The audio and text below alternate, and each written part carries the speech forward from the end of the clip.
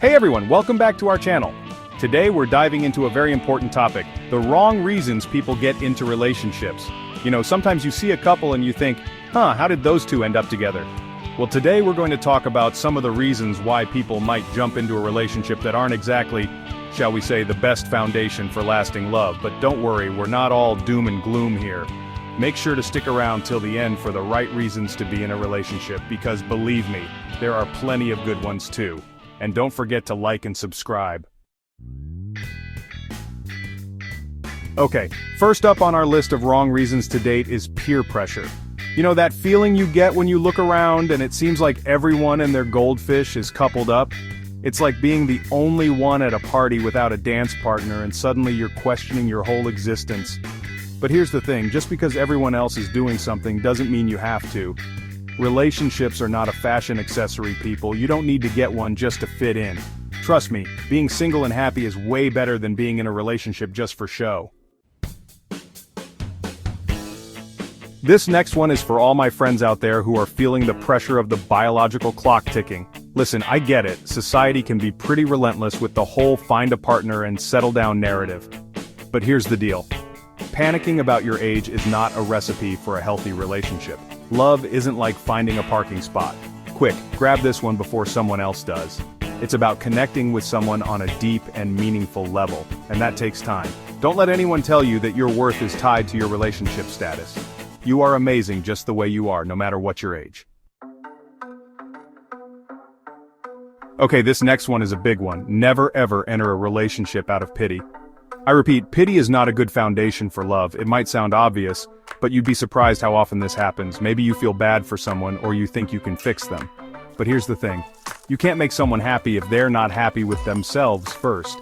And besides, relationships should be about mutual love and respect, not one person feeling sorry for the other. It's like trying to build a house on a foundation of quicksand. It's just not going to end well. Chapter 4. Partners, not errand runners. Let's be real, we all have those moments where we wish we had someone to run to the store for us or pick up our dry cleaning. But here's the thing, wanting a partner is very different from wanting a personal assistant. Using someone as an errand runner is not a foundation for a healthy relationship. Love is about equality, respect, and supporting each other's dreams. It's not about having someone to wait on you hand and foot.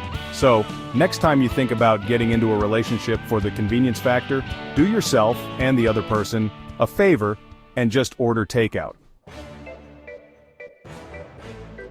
Chapter 5. Show off your awesome self, not your relationship. This one goes out to all the social media mavens out there. Listen, I love a good couple's photo as much as the next person, but here's the thing. Being in a relationship just to show off to others is about as fulfilling as a screen door on a submarine. It's like you're more in love with the idea of the relationship than the actual person you're with. Real love isn't about likes and comments. It's about the quiet moments of joy and connection that you share when no one else is watching. So put down your phone, step away from the filters, and focus on building a genuine connection with someone who loves you for you, not for your follower count. Chapter 6. Being just to be in a relationship, hard pass. Have you ever found yourself saying, I just want to be in a relationship, like it's some sort of magical cure-all for everything that ails you? Well, I hate to break it to you, but relationships aren't like a pair of comfy sweatpants that you can just slip into whenever you feel like it. They take work, commitment, and a whole lot of heart. Wanting to be in a relationship for the sake of it can lead to some pretty poor choices. It's like walking into a restaurant and ordering the first thing you see on the menu without even looking. You might get lucky and stumble upon something delicious, but chances are you'll end up with a plate of regret. Chapter 7, X Factor Revenge, is not a relationship goal. Okay, let's talk about exes. More specifically, let's talk about why getting into a relationship to make your ex jealous is a recipe for disaster. Listen, I get it, breakups are tough, and sometimes you just want to make your ex see what they're missing.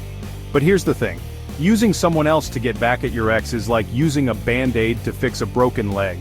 It might cover up the problem temporarily, but it's not going to solve anything in the long run. Plus, it's not fair to the person you're with. They deserve to be with someone who genuinely cares about them, not someone who's using them as a pawn in their emotional chess game. Chapter 8. Bored and lonely. Try a hobby, not a relationship. Raise your hand if you've ever felt bored or lonely and thought, I know, I'll just find myself a significant other. Yeah, we've all been there. But here's the thing. Trying to fill a void in your life with a relationship is like trying to fill a swimming pool with a teaspoon. It's just not going to work. Boredom and loneliness are internal issues, and they're not going to magically disappear just because you have someone to watch Netflix with. In fact, bringing those feelings into a relationship is like bringing a suitcase full of dirty laundry on a romantic getaway. It's going to put a damper on things pretty quickly. Chapter 9. Matchmaker, make me a... Wait, I don't even know this person. We all have that one friend who thinks they're a matchmaker extraordinaire. And hey, sometimes they get it right. But here's the thing. Just because someone else thinks you'd be perfect together, doesn't mean it's true. Love isn't a science experiment, and you can't force chemistry where it doesn't exist.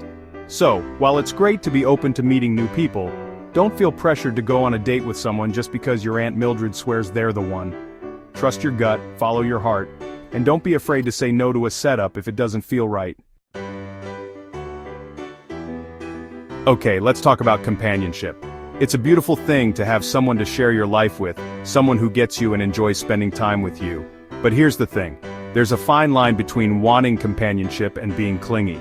Wanting to be around your partner 24/7 can be a sign of codependency, which is not healthy for either person in the relationship. It's important to maintain your own interests, hobbies, and friendships, even when you're in a relationship.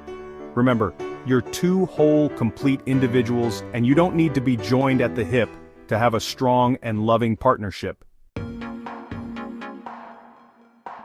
Let's talk about finances, folks. Now, I'm not saying you need to be a millionaire to be in a relationship, but it's important to be financially independent and responsible. Using someone else as a walking ATM is not cool, and it's definitely not a sustainable foundation for a lasting partnership. Relationships are about sharing your life with someone, not sharing their bank account. So make sure you're both on the same page financially, and that you're both contributing equally to the relationship. Last but not least, let's talk about physical attraction. Yes, it's important to be attracted to the person you're with, but here's the thing. Looks fade, but true love runs deeper than skin deep.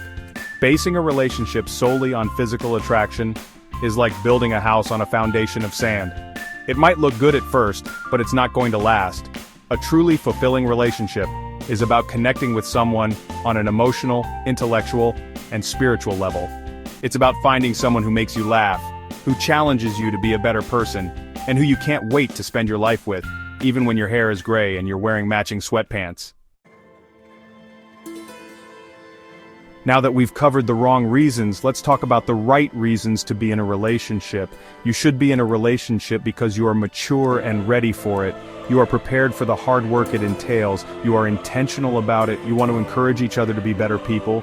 You are convinced that God approves of it, and you have a purpose to get married with a set date in mind. Remember, real love is out there, and it's worth waiting for. Don't settle for anything less than a love that makes you feel happy, supported, and completely and utterly loved for who you are. Thanks for watching. Don't forget to like and subscribe to our channel for more insightful content. See you next time.